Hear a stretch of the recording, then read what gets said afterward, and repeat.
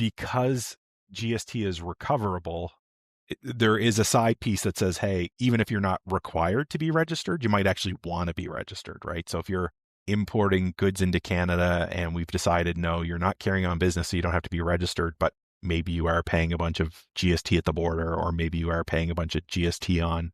warehousing fees or something like that. Like there might be some value in being registered to get back the tax you've paid in the course of your operations in Canada. The other piece of advice I often end up discussing with clients is,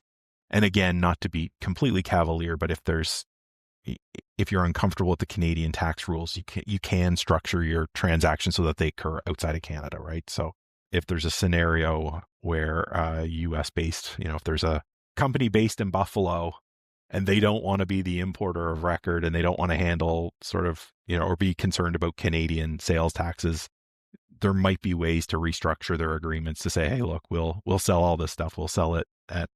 our dock in Buffalo, and you, Canadian customer, can be the importer of record and you can handle all of the Canadian tax, and we'll just stay outside of the regime by staying outside of the country.